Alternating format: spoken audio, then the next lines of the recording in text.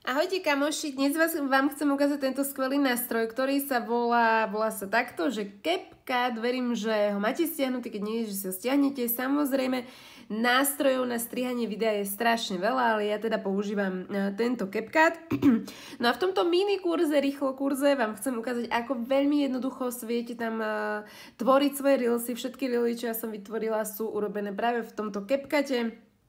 Takže ideme úplne jednoducho, si vložíme cez plusko nejaké video, ja zvolím si napríklad toto, možno ste toto reelsku už videli, možno nie. Čiže ja som si tu vložila takto video, celého tu vidím. Prvú vec, ktorú ja urobím je, že na ňom vypnem zvuk, ak ho tam nepotrebujem. To znamená, že napríklad na tomto videu, ktoré teraz točím, zvuk nevypnem, pretože ho tam potrebujem. Čiže stlmím si takto úplne zvuk.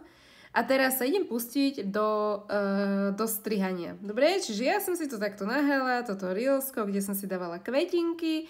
No a idem sa pustiť do strihania. Čiže idem tuto dole, keď nemám označené video, vidím tuto takto nástroje, hej, rôzne na editáciu, úpravu, tu je edit, audio, text, overlay a tak ďalej a tak ďalej. No. My si ideme najprv teda postrihať toto video, čiže ja ho chcem napríklad ostrihnúť tu, kliknem, musíte ho mať v tomto bielom rámčeku, dobre, dám split a už je proste odstranené. Toto môžem napríklad vymazať, keby som sa náhodou pomýlila, tak si to viem vrátiť späť. OK, a takto. A teraz, keď ho chcem len takto skrátiť, nemusím ho celé vymazávať, ale ono sa dá pohybovať s týmito bielými vecami. Verím, že to dám tu bližšie možno. Verím, že to takto vlastne vidíte, že ono sa dá vlastne takto s týmito bielými, keď na to kliknete vecami. No teraz mi to akurát nejde, lebo na tú palicu, ale viem si to s ním takto hýbať. OK? Čiže takto si to viete s ním hýbať s tým videom, viete si ho takto postrihať hociak, zase idete ďalej a tak ďalej. Dobre? No teraz druhú funkciu, ktorú máme, keď máme označené video, je speed. To je rýchlosť. To znamená, že ja si viem nastaviť rýchlosť. Dám si napríklad túto na dvojnásobnú. A spravilo mi to tento efekt, napríklad takto idem a odrazu idem rýchlo.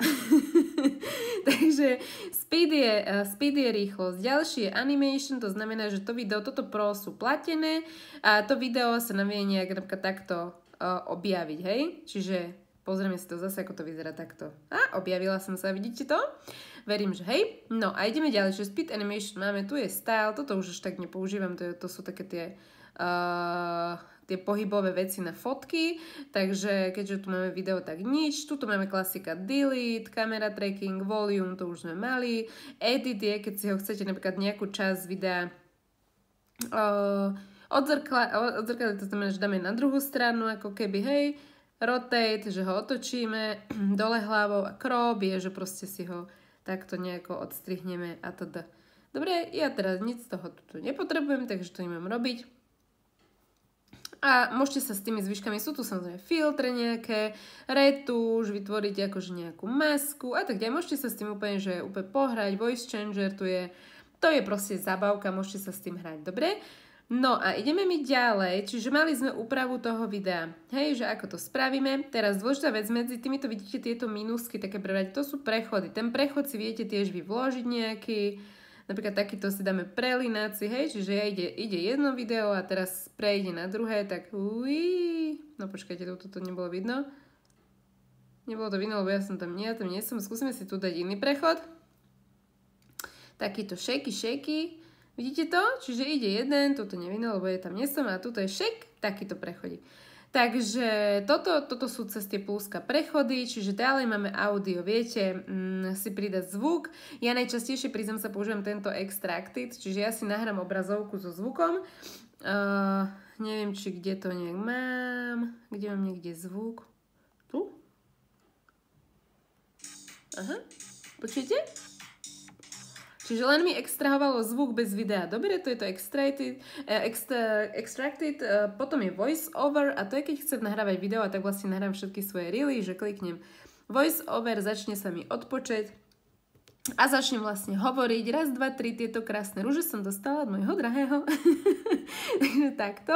Dobre, toto sú také veľmi, akože fakt, že toto je detská základ CapCutu a základ strihania, čiže kľudne si to zoberte toto video, Spomalte si ho, na YouTube to ide, zapíšte si poznámky, krok po kroku a hlavne choďte to vyskúšať, lebo bez vyskúšania vlastne sa nič nedieje, dobre? Že mali sme tuto voice over, mali sme extracted, dúfam, že som nemala ten telefon veľmi dole, no ale pozrite si. Potom ešte dobrý nástroj je tento overlay. Vy si vlastne viete s týmto overlayom vložiť nejakú fotku alebo video do toho obrazu, ktorý máte. Ja tu nemám práve žiadny takýto. No neviem, prečo mi tu nedalo žiadny no media, nevadí. Ale budete tam mať normálne fotky. Dobre, čiže ja si tu viem vlastne vložiť a vložila som toto video do tohto videa, čiže napríklad budete niečo ukazovať, tak keď vidíte, že to niekto takto robí, tak to ide presne takto, hej, čiže ja idem, tu si nahrala zvuk a teraz už je tam tá fotka alebo to ďalšie video a opäť toto ďalšie video je ako keby ďalšia vrstva, čiže ja ho viem normálne zase, viem mu stíšiť zvuk, viem ho proste odstrihnúť, poposúvať a tak ďalej, hej? Čiže úplne bez problémov takto to môžeme robiť. OK? Dobre, no a čo tu ešte máme? Čiže overlay sme mali, efekty to sú zase, filtre to už sme všetko mali, stickers, canvas, to sú proste takéto nástrojčeky. Dobre, takže toto tu sme mali. Myslím si, že toto je úplne že taký základ na tvorbu reelsov a ak budete tvoriť reelsy takto, určite zožnete úspech. No a potom už len budete zdokonaľovať a testovať tieto ďalšie nástroje, ktoré tu máte. No a ak sa vám toto video páčilo, určite mi dajte like, určite mi dajte koment, sledujte ma na Instagrame Zuzka online, kde mám strašne veľa tipov pre Instagram, pre rast Instagramového účtu a vašich dosahov. No a čoskoro sa vidíme na kurze alebo na konzultácii. Majte fantastický deň!